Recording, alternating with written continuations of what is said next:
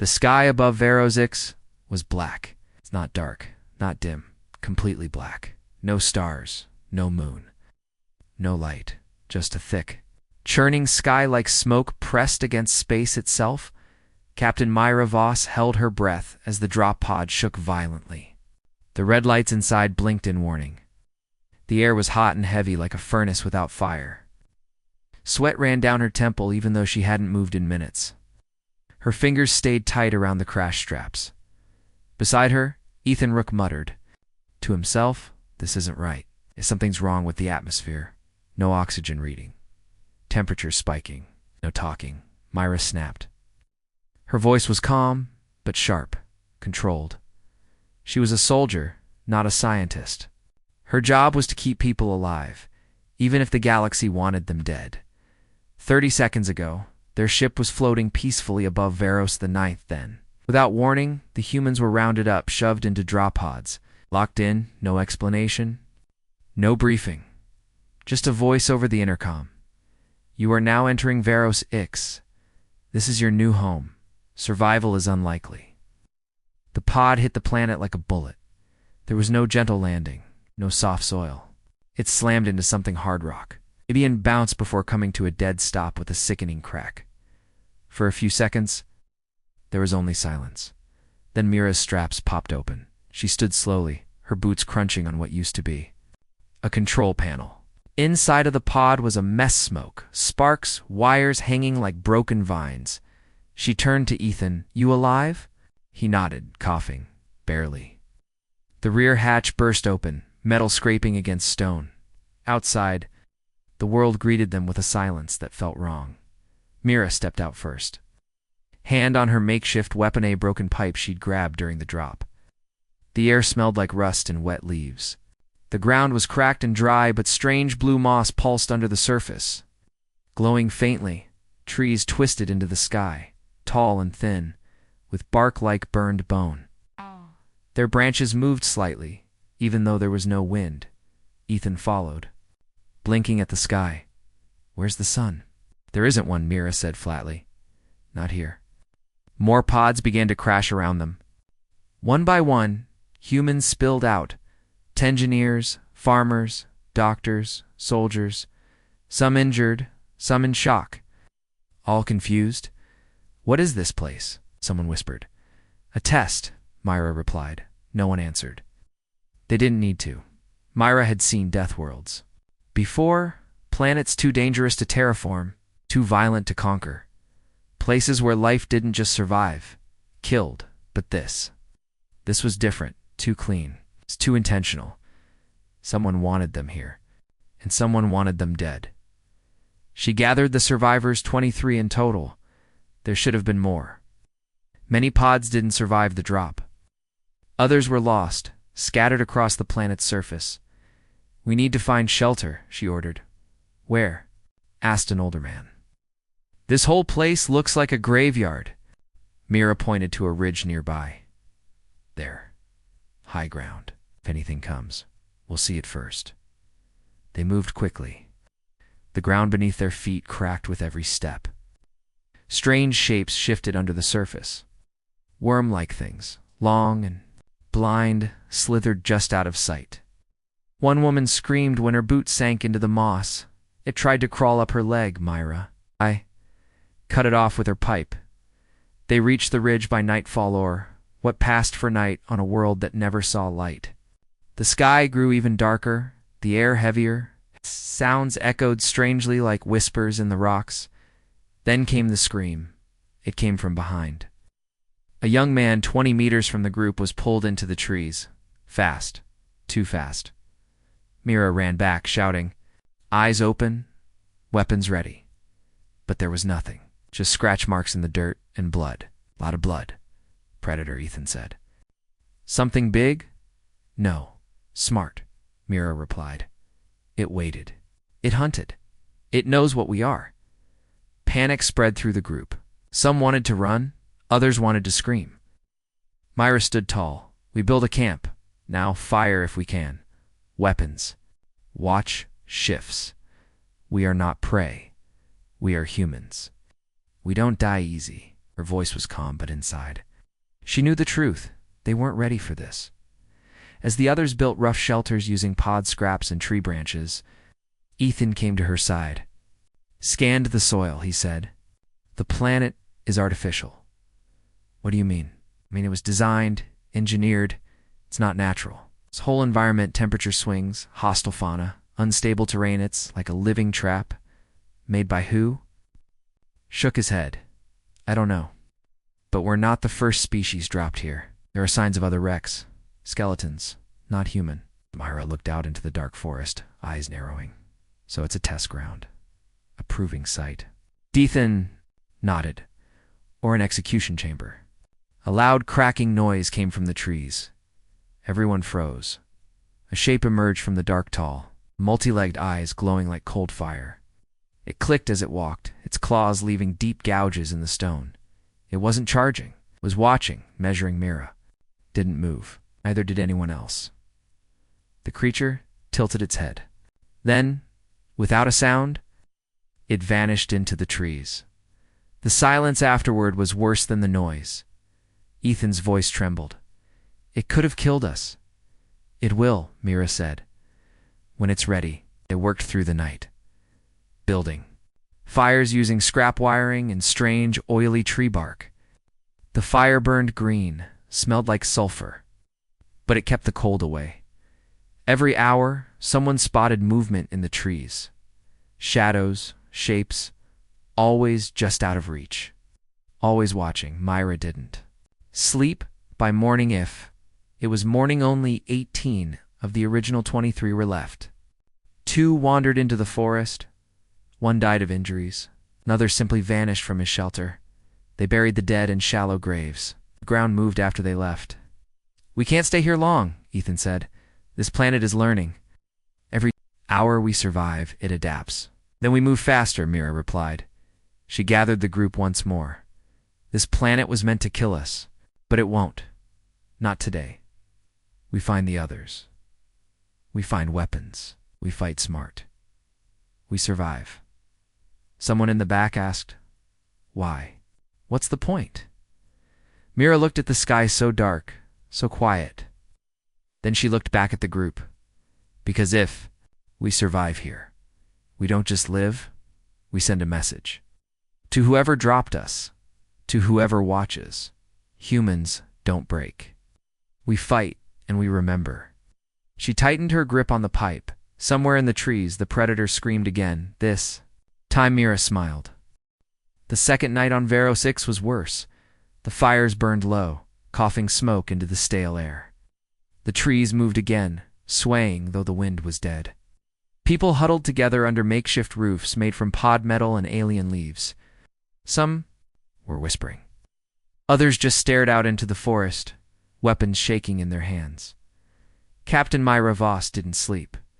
She crouched on a rock at the edge of the camp, scanning the dark trees. Her eyes were heavy, but her grip on the pipe never loosened. Ethan Rook sat a few feet away, tapping on a salvaged sensor screen. Half of it was cracked. The other half flickered with green static. "Still not working?" Mira asked quietly. "I can't get a signal," Ethan replied.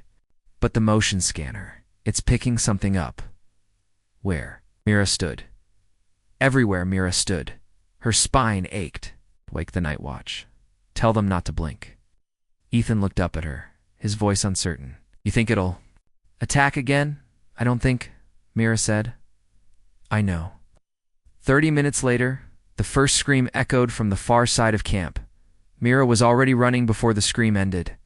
Others followed behind, shouting, holding makeshift blades, sharp rocks, even torn up metal poles.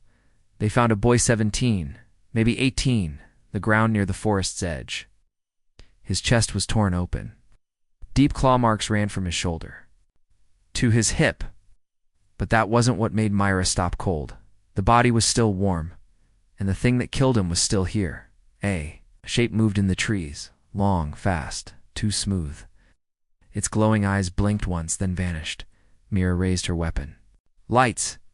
Everyone get lights up now." People scrambled. Ethan connected a battery to the broken ship panel. A floodlight buzzed to life. casting pale yellow across the edge of the woods. Nothing, just trees, fog, silence. Then, just as someone sighed in relief, a shadow moved inside the camp. Another scream. A girl was pulled behind a shelter. Blood splattered. Against the metal walls, Mira got there fast enough to see the creature's tail slithering around a corner. "Scatter," she yelled. "Stay in twos. It's testing us." For the next 10 minutes, chaos.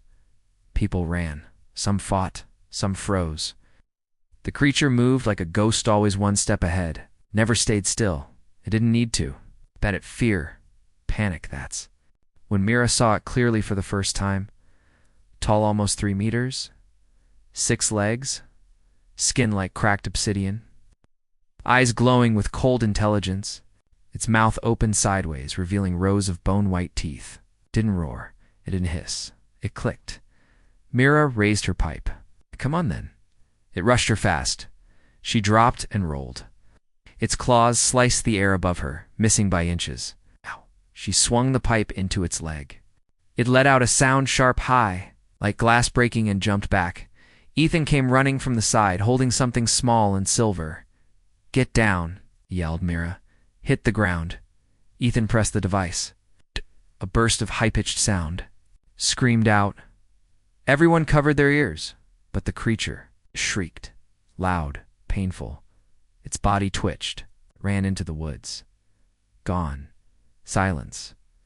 Ethan knelt beside Mira, panting. That sound, it hates it. High-frequency pulses. They overload its nervous system. Mira stood slowly, wiping dirt from her face. "You built that?" "Sort of," he said. "Scavenged parts from the beacon, twisted a cum array. Trying to boost the signal, accidentally found the frequency." Mira nodded. "Build more. I need time. You'll get it." They returned to camp. The others were shaken. 4 more were dead. 2 missing. Everyone was silent. Mira stood in the center. "We survived the first attack," she said. "We lost people. We're going to lose more. But now we know. This thing bleeds. It feels pain. And thanks to Rook, we have a weapon." People listened. Not everyone believed, but they listened. Over the next day, the camp changed. They raised walls using drop pod panels. Spiked pits were dug along the edge. Ethan and 2 engineers worked around the clock building more sonic devices. Each. One let out a high-pitched pulse when motion was detected. The next night, the creature returned. This time, the traps were ready. A sensor flared. The scream rang out. The beast crashed through a metal fence, only to step straight into a pit. Spikes tore into its limbs. It roared finally, for the first time, an angry, guttural sound that shook the trees. Mira stood at the edge, holding a spear. She didn't. "Throw it! Not yet!" The creature writhed, screeching. Then something strange happened. It called, not a scream, not a roar. A signal. From the woods, 2 more shapes appeared. Smaller. Similar. Mira cursed. It wasn't hunting alone. The camp exploded in panic again. One sonic trap burst, another shorted out. People grabbed weapons, defended the shelters at Ethan. And Mira fought side by side. One of the smaller beasts leaped from a roof. Mira caught it mid-air with her pipe. It went down hard. The other tried to bite through a supply case. Ethan triggered a second pulse.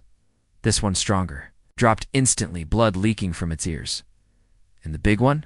It escaped, dragged itself out of the pit, and vanished into the trees. By morning, they were alive. Barely. But something had changed. The people no longer looked helpless. They looked angry. Mira walked through the camp, helping the injured, counting the living. 17 now, but their eyes were different. Ethan came up beside her. "They're evolving," he said. "The creatures?" He shook his head. "Us." Mira looked toward the forest. "Good, because it's going to get worse." Later, they gathered near the pit, looking at the blood left behind. Ethan placed one of the dead creatures on a table, cut it open, studied the organs. "They're not natural," he said.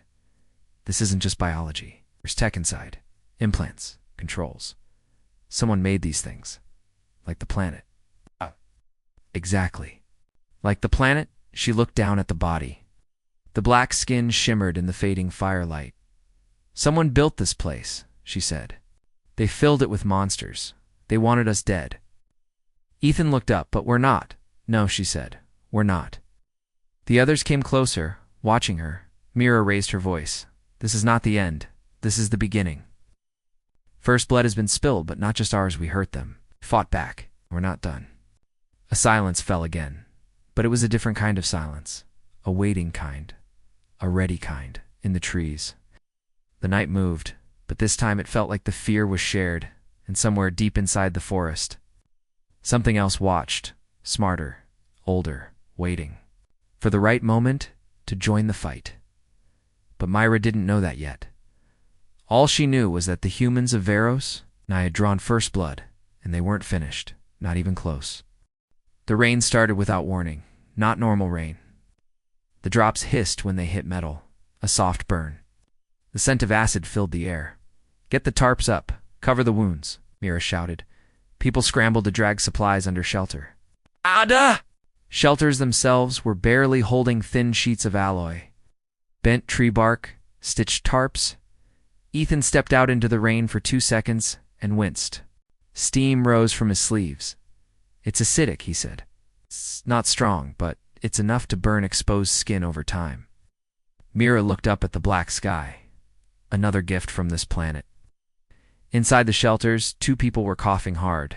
Their skin was pale, lips dry.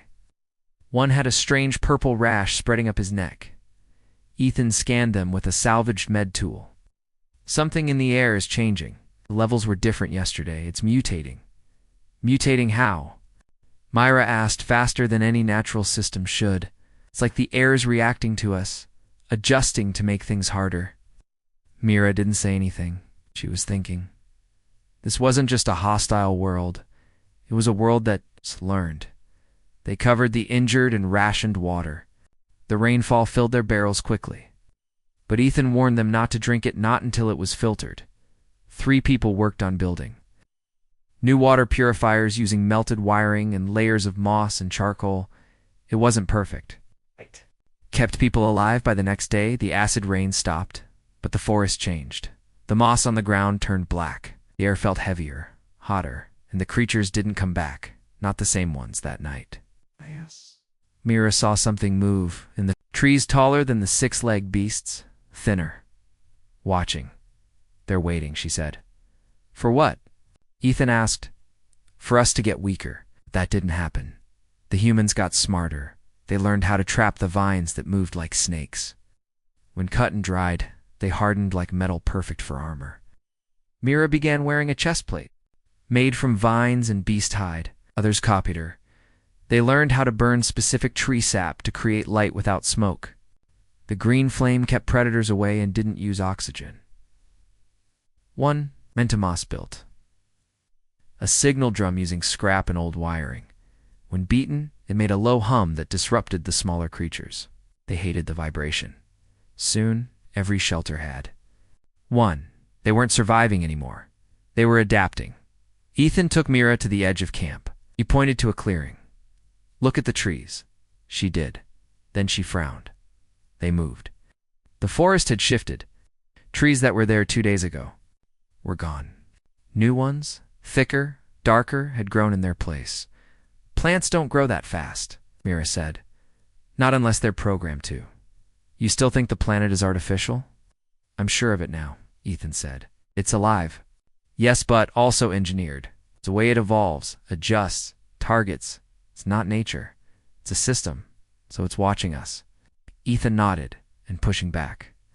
That night, the sickness got worse. 3 more people began coughing black.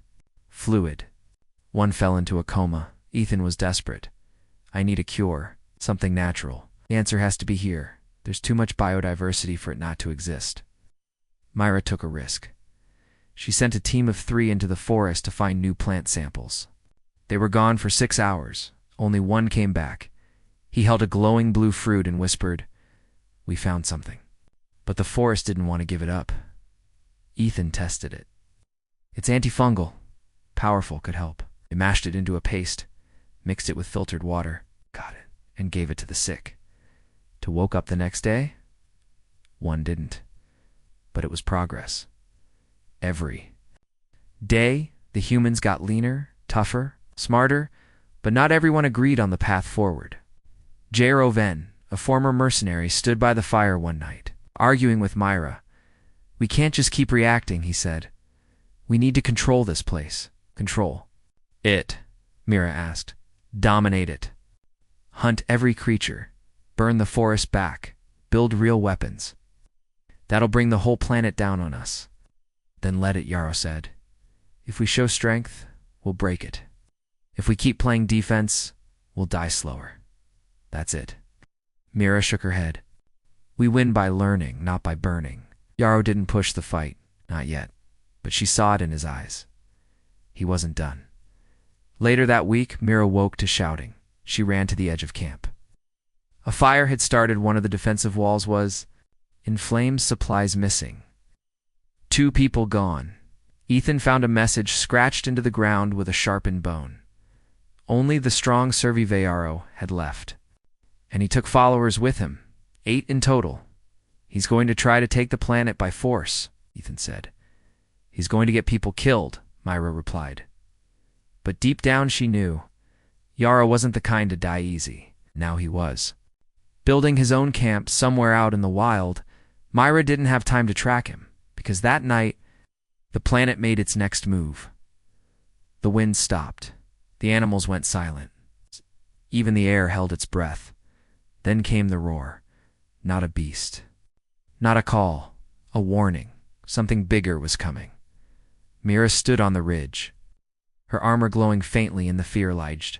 Ethan joined her, holding one of the sonic traps. "What do we do?" he asked. She stared into the dark. "We adapt," she said, "or we die." The next phase had begun, and the planet was just getting started.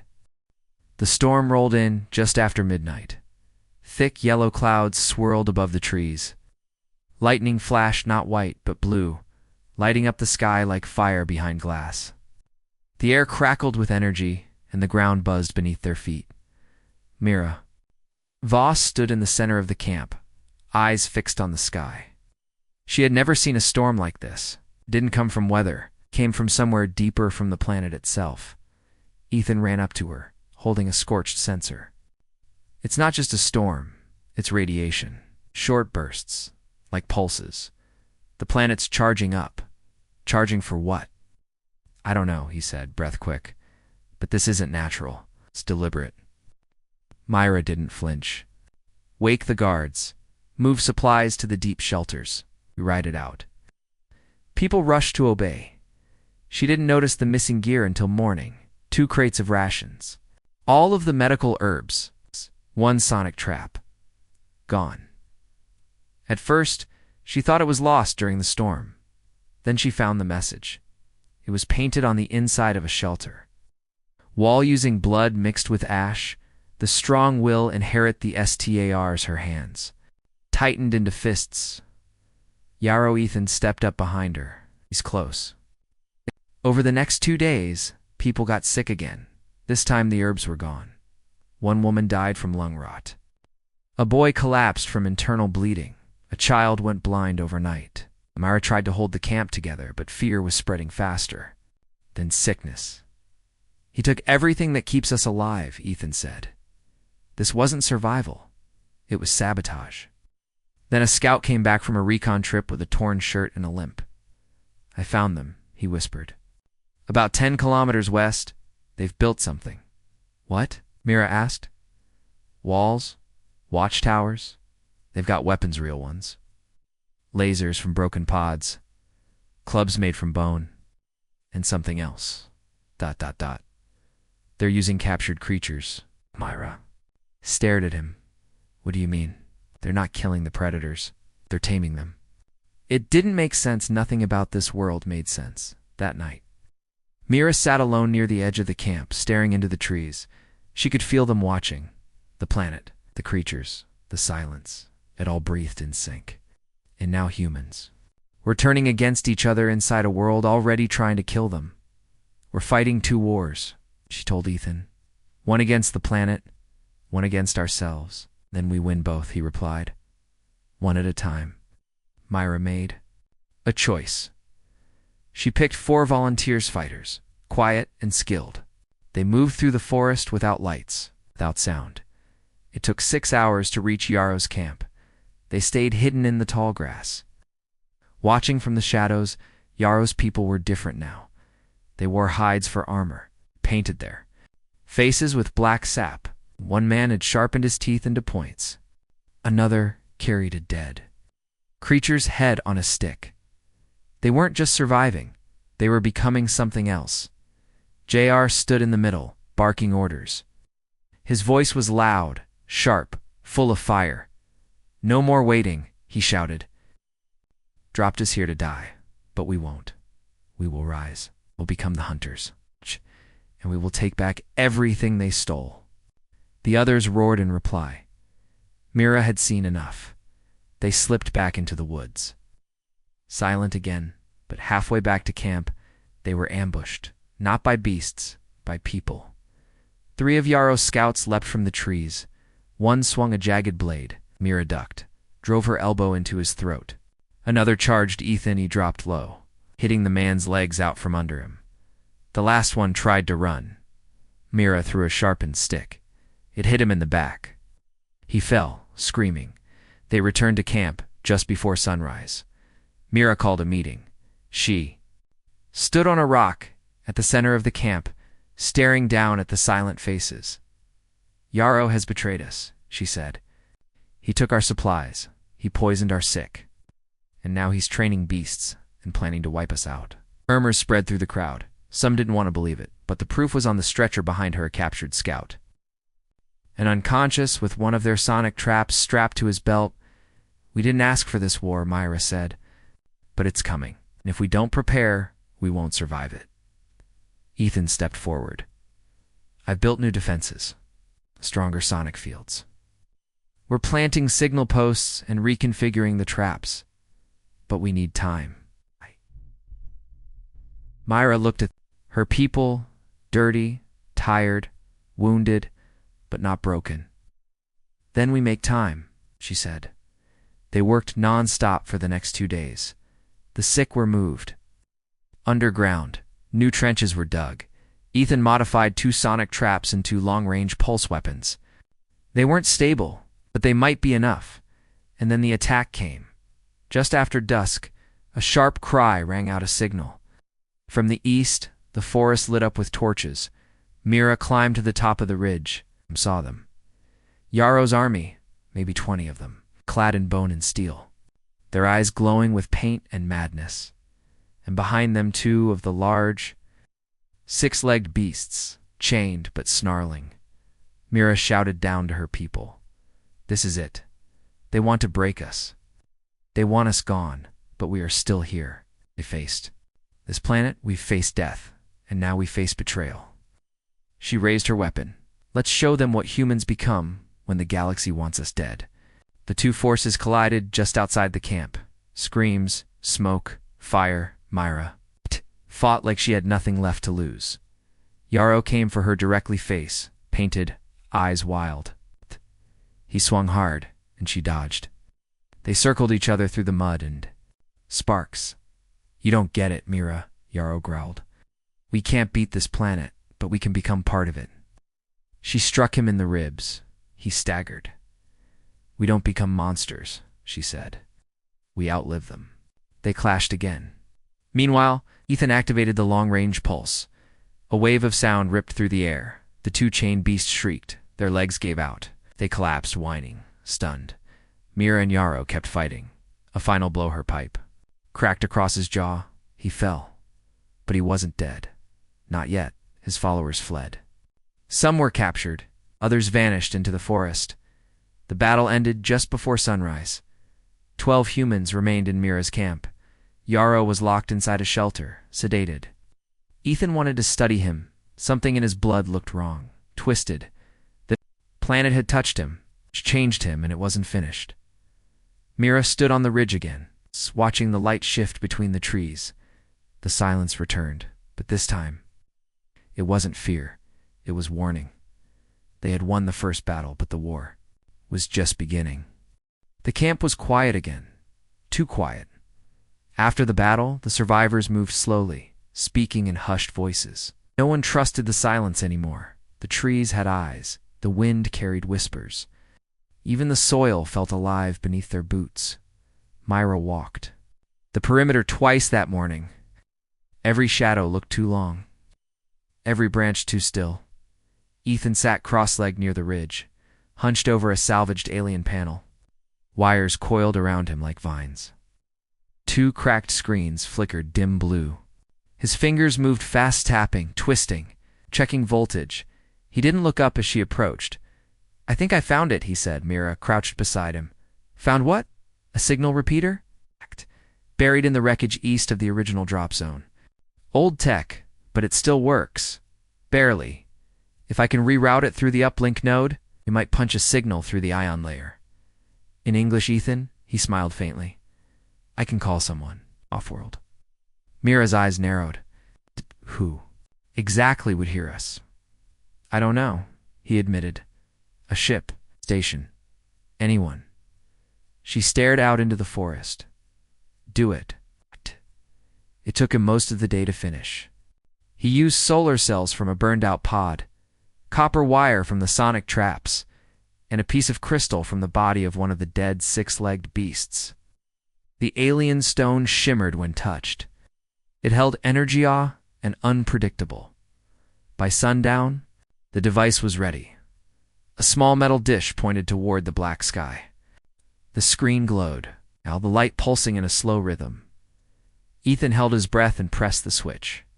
Nothing then. Slow rise in pitch. Ping. ... Ping. Ping. ...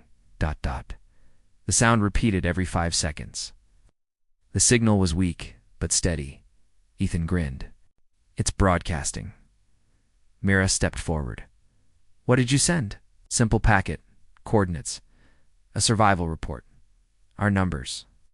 Our names." "Did you include the planet's name?" "Yes," he said. Ivero 6. "And I marked it clearly. Human presence confirmed." Mira turned to walk away. Ethan called after her. "What if they actually answer?" No. She didn't stop. "Then we'll see who they are." The night came fast, and with it new movement in the sky. A blink, then another. Not stars, ships. Mira stood alone on the ridge. Watching the sky pulse with light, Ethan joined her, his face pale. "That's not natural," he said. "No," she whispered. "It's a response." Hours passed. The lights grew brighter then. A shape entered the upper atmosphere. A massive object, long and silent. No engine roar, just presence like a shadow, stretching across space. It drifted above the planet and stopped, high enough not to be seen by most, but not hidden. Myra stared at it. "That's not a rescue ship," she said. Ethan checked his readouts. "I'm getting a transmission." He plugged the dish into the panel, rerouted audio through a speaker. A voice came through, garbled, metallic, slow. ... Unauthorized signal received. Termination protocol active. Cleanse in progress. Myra's face turned to stone. "They're not here to help. They're here to bury us." That night, the sky cracked. A beam of light shot down from the ship. It didn't explode, didn't burn. It erased. A section of jungles simply vanished. Trees, ground, creatures gone. Like someone had drawn a straight line across the forest and deleted. People screamed. The ground trembled. Some ran for cover. Others just stared, frozen. Myra didn't flinch. Everyone underground. Now they packed the injured, the gear, the weapons. Ethan and 3 others hauled the signal device into the deepest shelter. Inside, Mira faced the others. "We tried to call for help. What we got was silence with a gun behind it. They don't want us rescued. They want us erased." "Who are they?" someone asked. Mira looked at Ethan. He didn't answer, but he knew. "The Accord," she said. "The ones who dropped us." Ones who built this place, they don't want survivors. They want secrets buried. Outside, the beam struck again closer this time. Moss turned to ash. Rocks melted into smooth black glass. Ethan checked the signal. They're scanning for movement, heat signatures, anything that proves we're still alive. Can we shut the signal off? Mira asked. No, he said. They already know. She thought for a moment. Then we give them what they're looking for. Later that night, she and Ethan climbed to the surface with one of the pulse weapons and a pile of thermal batteries. They ran a heat signature down the ridge, leading away from camp. Then they powered the batteries and covered them in shredded clothing and blood. Let them think we ran, Mira said. It worked. The next beam hit 2 kilometers east of the real camp. Ethan watched from behind cover. They're not precise, he whispered. They're cautious. They think we're more dangerous than we are. They're right. But something else was happening. The planet itself began to react. The air got colder. The ground hardened. The trees stopped moving. The glowing moss turned gray. It was like the planet was holding its breath. Then, for the first time, Mira felt it. Awareness, not from the sky, from below, like the planet was. Listening, watching, learning, Ethan felt it too. It's changing again. What? Does it want? He shook his head. Maybe the same thing we do. Survival. As dawn broke, strange pulse rippled through the ground like a heartbeat. A patch of forest near the ridge cracked open, revealing a hollow chamber beneath the earth. Metal glimmered below. Tech, ancient design, not human, not alien, something older. The planet was showing them something, offering it. Mira stepped forward. Let's find out what it's trying to say. She didn't look back at the sky. Not yet. That part of the war was just beginning. Mira stepped into the open chamber without a word. The floor beneath her boots was smooth metal, but not like anything she had seen before. It pulsed faintly with a dull blue glow, like the heartbeat of something asleep or waiting. Curved, seamless, with strange lines running through them like vines of light. Ethan followed carefully, his fingers brushing the symbols carved into the surface. This tech, it's not a cord, he said. It's older, precursor level, maybe even planetary AI. Mira didn't respond. She could feel the air shift around her. There was no wind, no sound. But something in the room felt alive. The other survivors stayed above, watching the sky, still hiding from the orbital ship that hovered far overhead. Inside the chamber, Ethan knelt next to a platform. He pulled a battery from his belt and touched it to one of the ports. Nothing happened. Then, suddenly the lights in the room flared. The symbols on the walls came alive, erasing in patterns they didn't understand. And in the center of the chamber, a holographic projection rose. It showed the planet Veros Ix spinning slowly in space. Then red markers appeared. Dozens, hundreds, a web of locations and names, most unreadable. One, however, blinked in clear text.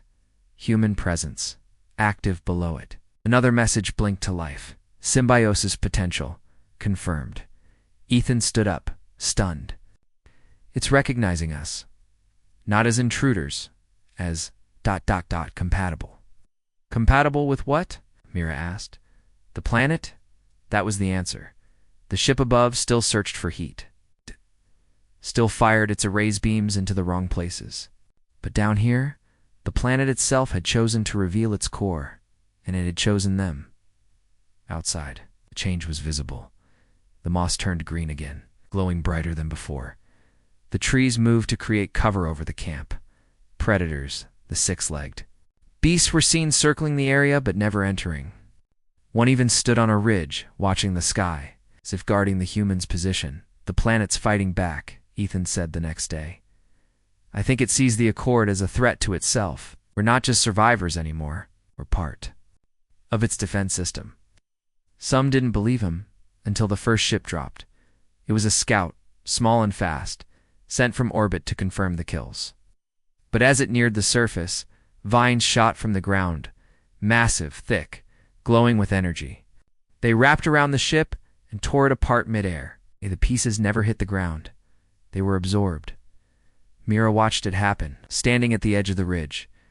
The others came out behind her, silent, wide-eyed. They weren't just witnessing a battle anymore. They were part of something much bigger. The planet was evolving, and it was protecting its new allies. That night, Mira stood beside Ethan near the old chamber. He had moved equipment inside, linking their power sources to the platform. Data streamed across the walls. Strange languages.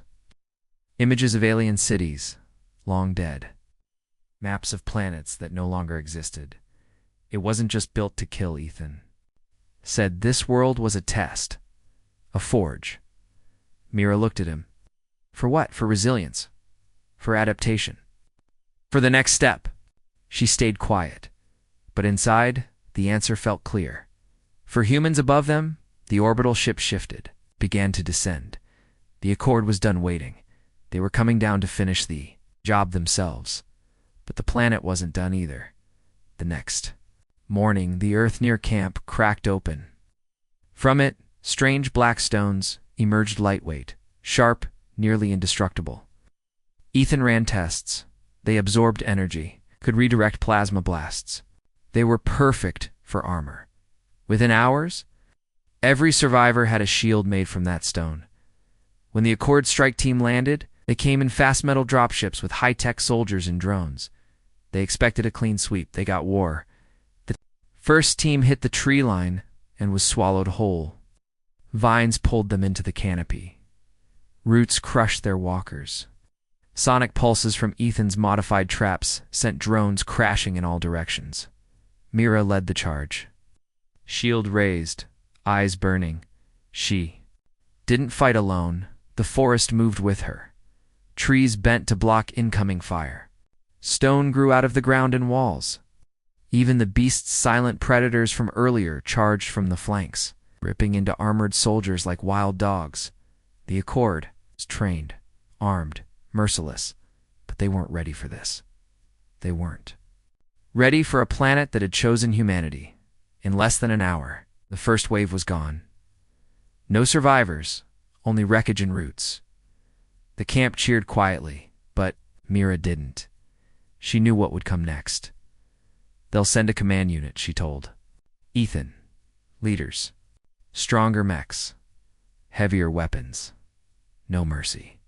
Then we hit them first, he said. Use what the planet gives us. Strike before they settle in. She nodded slowly. We don't just survive anymore. We fight back. That night, she stood in front of the camp, armor glowing faintly under the moss fire. We were meant to die here, she said, dropped like waste, left like shadows. But we didn't die. We adapted. The Accord thinks it controls the stars. But we found something. Older, stronger, and it chose us. The others watched, silent. We're not running. We're not hiding. From this moment on, this planet is ours. And if they want to take it back, they'll have to burn with it. In the trees, something growled. Not at them with them, because the planet was listening, and for the first time it had picked a side.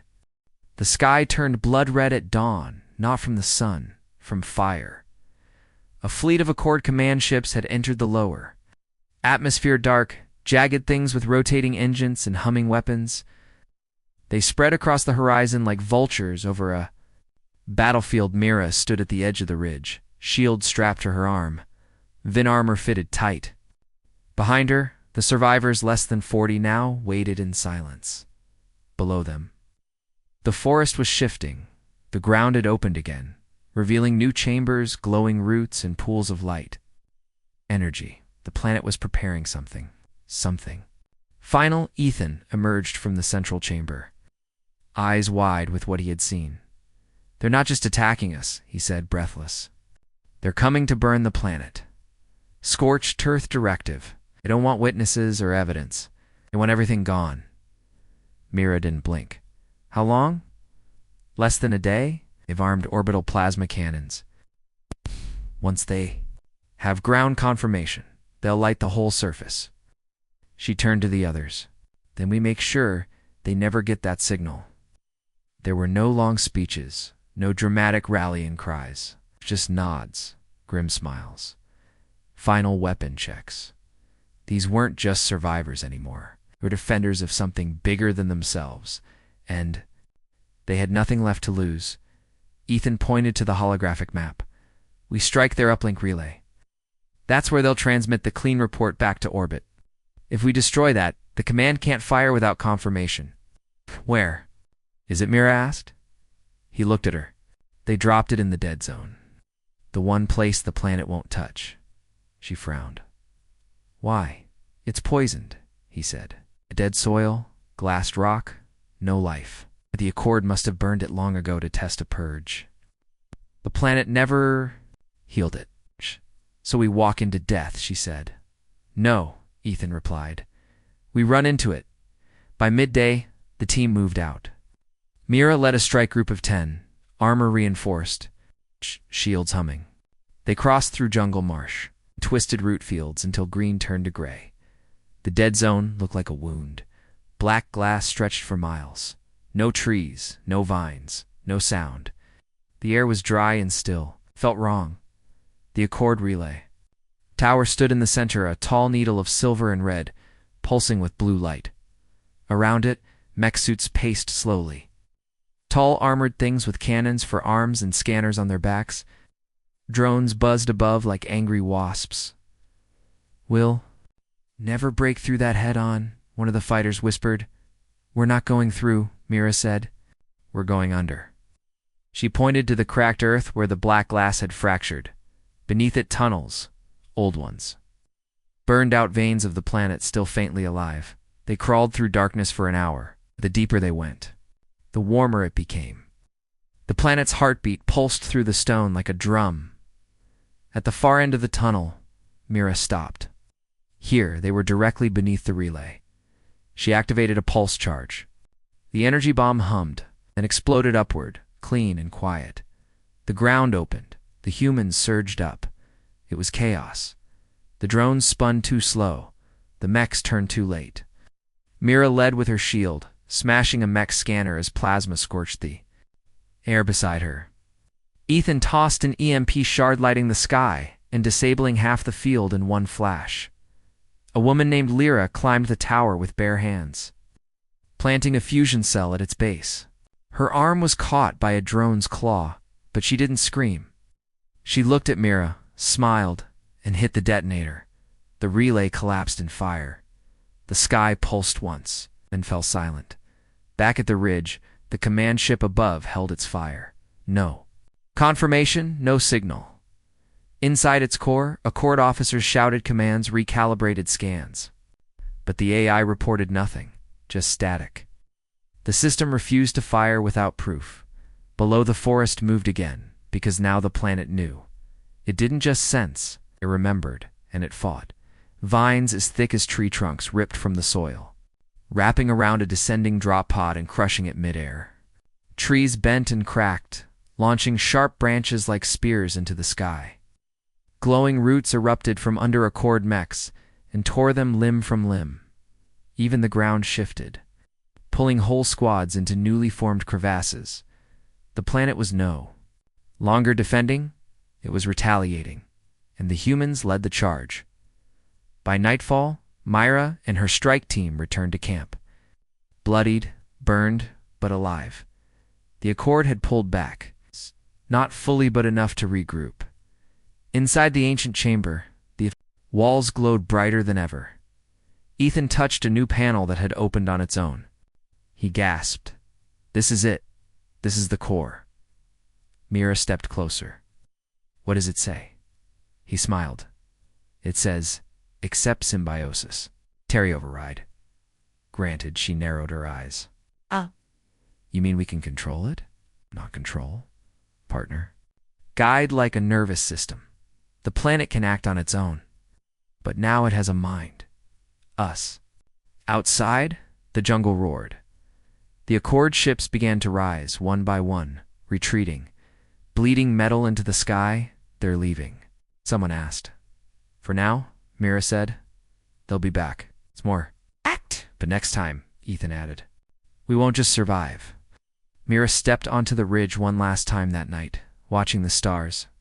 She spoke without looking at anyone. This world was meant to kill us. She paused, but it didn't. The planet pulsed beneath her feet soft. Instead it had chosen, and now so had she. They weren't just defenders anymore. They were the future. 3 weeks passed. No more beams came from the sky. No more dropships pierced the clouds. The Accord was gone, at least for now, but no one celebrated. Not yet. The forest had grown thicker, denser, more alive. Trees moved gently without wind.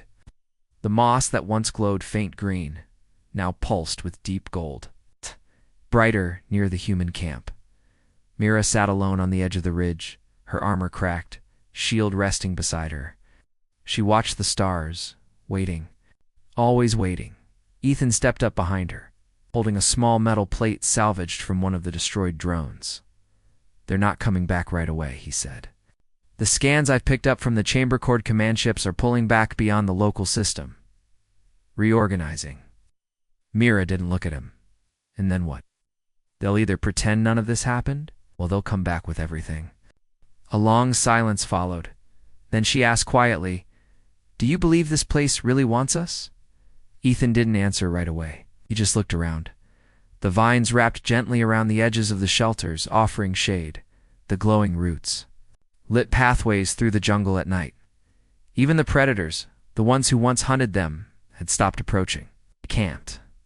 Ethan smiled. "I think it doesn't just want us. I think it needs us." He showed her the metal plate. Etched by the chamber's core AI were 3 simple symbols, a language they didn't know at first, but they had translated them over time. It said unity, defense, evolution. Mira traced the words with her fingers. She stood up, shield in hand. "Then it's time we act like this place is ours." That afternoon, she called everyone together. Only 37 remained. Soldiers, engineers, medics, survivors. Some had scars. Some had new arms made from alien alloy. Some barely stood without help. But they were all still alive, and they had. All made a choice. "We can wait here," she said, her voice firm, "and hope the Accord forgets us. Or we can prepare, build, defend what's become ours, 'cause they will come again. And next time, it won't be for cleanup. It'll be conquest." No one argued. No one ran. Because something had changed in all of them. They were no longer afraid. That night, the planet responded. From the central chamber, a new path opened, leading deeper underground. Ethan led the team through twisting tunnels filled with blue crystals and humming light. At the end was a vault. Inside were machines, massive, dormant, things part organic, part metal, defense units, not like drones or mechas. These were living weapons, grown by the planet, waiting for a trigger, waiting for commanders. Each of the survivors placed a hand. On one, the machines pulsed with light. SYNCED. Accepted. Outside, the planet shifted again. Towering structures of vine and stone grew from the ground, slow at first, then faster, reaching high. Observation towers, canal repeaters, living walls that wrapped around the camp, fortress, but not for hiding, for watching, for warning, because the stars were still dangerous. The Accord wasn't the only enemy out there, and now humans had something worth protecting. Months passed. The survivors became settlers. They named the world anew, Theron, from an old word that meant both wild and guardian. Mira led the council. Not as a general, but as a guide. Ethan rebuilt the uplink this time to send warnings, not calls for help. And deep in the chamber, the planet kept evolving, learning, dreaming, growing, one day. The forest split on its own, revealing a landing platform of smooth black stone. A quiet message pulsed in the sky as signal, aimed not at the Accord, but at anyone listening. This world is defended. This world is alive, and it is not yours. From orbit, a quiet watcher, another ship unknown, unseen, received the message, and turned away. Back on the surface, Mira stood at the edge of the ridge, shield on her back.